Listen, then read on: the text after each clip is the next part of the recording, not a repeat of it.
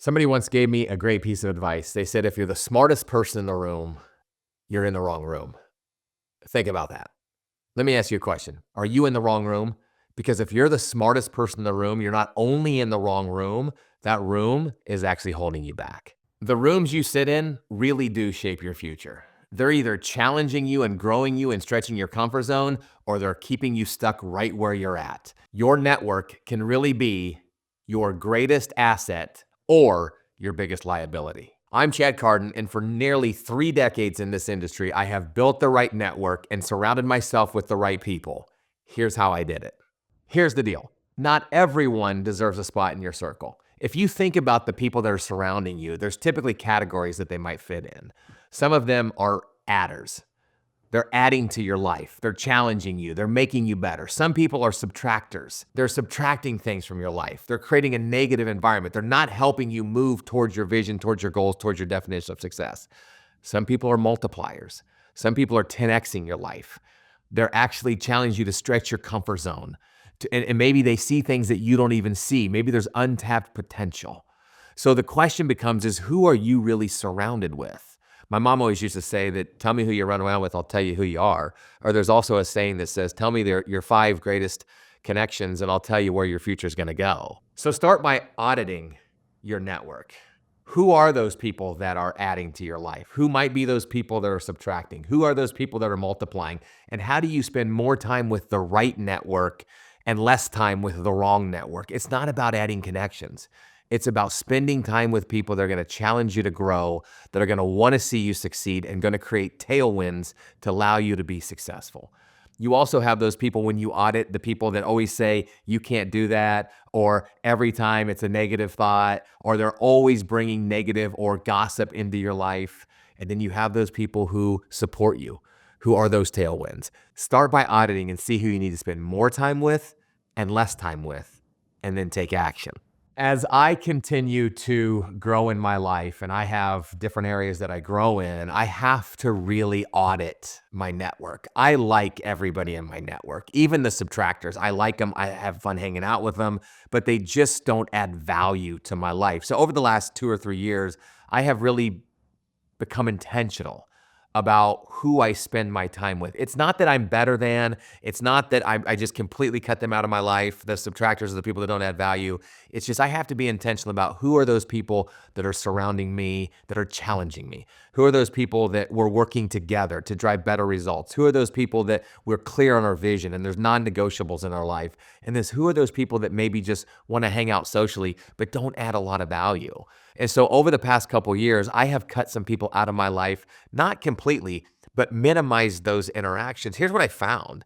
I found that I'm more productive. I found that I'm better at driving results. I found that I don't get caught up in this web of anxiety sometimes. Sometimes when I hang out with people that aren't right in my network, it's a good time, but it almost detracts or subtracts what I'm trying to do. And sometimes I feel like I'm taking 3 or 4 steps backwards, whether that's in social and, maybe I stay out too late or maybe I make the wrong decisions. And then the next day and the next day and the next day, I'm paying for it. Where when I'm hanging out with the right people, it ultimately allows my good habits to show up, my good activities to show up, and the good results to show up in my life. So ultimately, it really does come down to that audit. Who's helping you, who's not helping you, and what shift do you need to make? Let me break something to you. No one owes you their time or attention. If you want to create greater connections and greater attention, you have to continuously add more value. A good friend of mine, Adam Carroll, talks about this thing. It's called networking power. Power is providing opportunities while establishing relationships, right? So how can you add value by providing opportunities that are real and relevant for them? I'm talking about authentic and sincere, not manufactured, not in malice. I'm not just doing something to get something in return, but there is a law of reciprocity, right? The power of providing opportunities. Every time I'm looking at my network and I'm hanging out with those people that I want to hang out with, I'm looking at ways that I can add value by providing real opportunities that will add value to their life, whether that's personally or professionally. It might be making an introduction to somebody that can help them grow their business. It might be making an introduction to somebody that, can help them on their personal side, whatever that is, it might be. And so remember, nobody owes you their time or attention. You have to earn it. And to earn it, it's about adding value. So think about that. Who's in your network? What are some opportunities you can provide them while still establishing a relationship that's authentic and sincere? Who might that be? Think about your network. Are there 5 people out there that you can provide opportunities? Can you make an introduction? Is there something that you can do that will continuously grow the relationship and you can add value? And remember, it's not about you're going to do so you get. It's about authentically and sincerely throwing it out there and giving them an opportunity to enhance their life or their definition of success or help them grow in ways that will enhance those relationships. That's what creates a truly strong network. When you're all in it for the right reasons, and you're helping them grow, a byproduct of that in life is we grow. So let's dive into a real life episode of providing opportunities while establishing relationships. About 8 or 9 years ago, I was introduced to an individual who was just coming into a position, and she was asked to completely change an organization around. Because of that connection, I was able to add value to the things that she was doing, help her create strategy. Again, I wasn't doing it to get back. I was just doing it to help her in her new position where she could add value and create success in her profession. What happened is, fast forward 8 or 9 years later, she's number 1 in her space, and she has actually introduced me to at least 10 other people that have grown my business exponentially. That's what we're talking about when we talk about add value. It's not about doing it just to get back. It's about adding authentic value, and it's amazing how authentic opportunities just show up. You know, if you're struggling connecting with people and want to build stronger relationships, check out my communication styles course. It will help you out tremendously. The link is below. Let me remind you, relationships are not free, and we should never take them for granted. No matter how strong the relationships are, we should never think that they're at their highest level of strength. It's like I've been married to my wife, Sarah, for almost 20 years now. I can't take that for granted. Every day I have to do things that put deposits into that relationship because there are opportunities to make a withdrawal. Let me explain what I mean. I think relationships are like bank accounts, right? And I'm talking about authentically and sincerely. I'm always talking about authentically and sincere when I talk about this, but relationships are things that you have to consciously grow. They're not free. And so how can I consciously and intentionally put deposits into a relationship?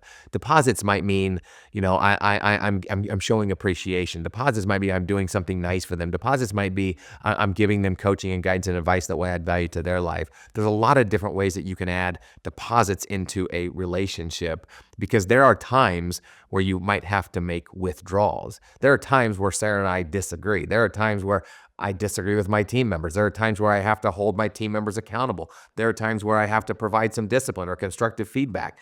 Those are withdrawals in the accounts. Here's the thing. When I make withdrawals, I want to make sure that I'm not overdrawn in the account.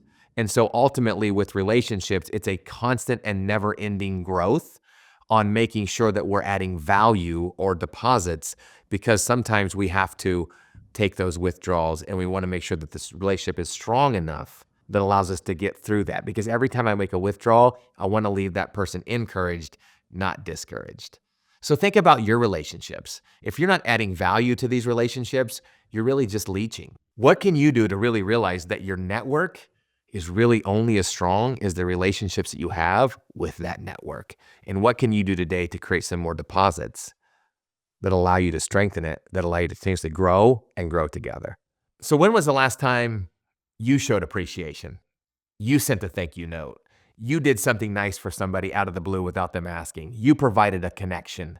You did something that enhanced their life. If you can't remember, then I think you're overdue.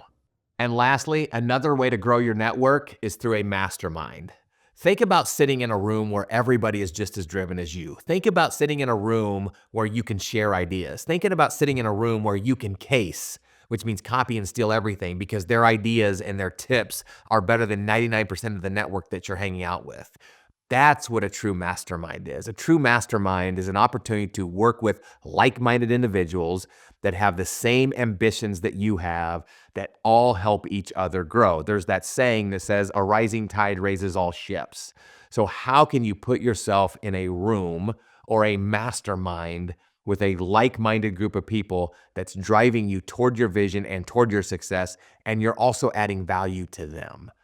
It's not about coffee. It's not about just getting together casually. It's about being intentional. A true mastermind has a certain set of rules. Some of the rules is there are clearly defined rules of the game, right? How are we going to interact? How are we going to hold each other accountable? How are we going to implement these ideas? How are we going to help each other? So that's clearly defined.